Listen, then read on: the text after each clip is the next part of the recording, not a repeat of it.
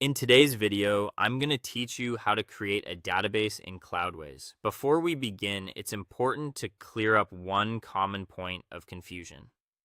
In Cloudways, when you launch a standard application such as WordPress or another supported app, the platform automatically creates and configures the database environment for you.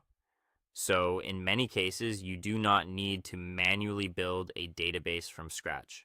However, if you want to review your database details, work with custom tables, import an existing SQL file, or manage data more directly, Cloudways gives you the tools to do that very easily.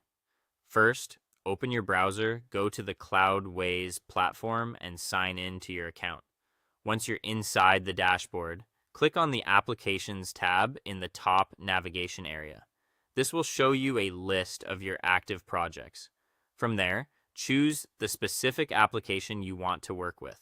Since Cloudways keeps application environments isolated, you'll manage the database from inside the exact app connected to your website or project. When the application dashboard opens, you'll usually land on the Access Details section. In this area, look for the Database Details panel. This is where Cloudways shows the automatically created database name, the database username, and the password for that application.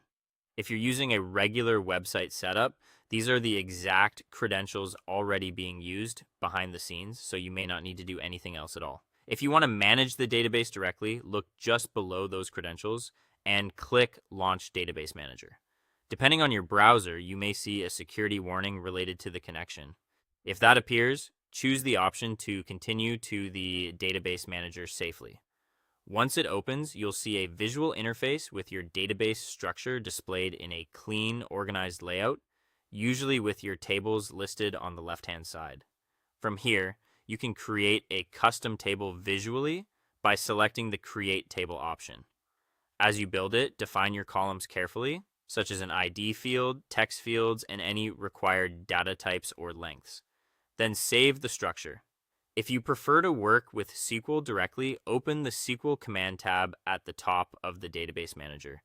Paste your SQL statement into the editor and execute it to create or modify tables. And if you're moving a database from another host, use the import option in the sidebar. Select your local SQL file, upload it, and let Cloudways process the import. Before making major changes, take a moment to review your tables, credentials, and schema layout to confirm everything looks correct and there are no syntax or structure issues. That's it. Thanks for watching, and I'll see you in the next video.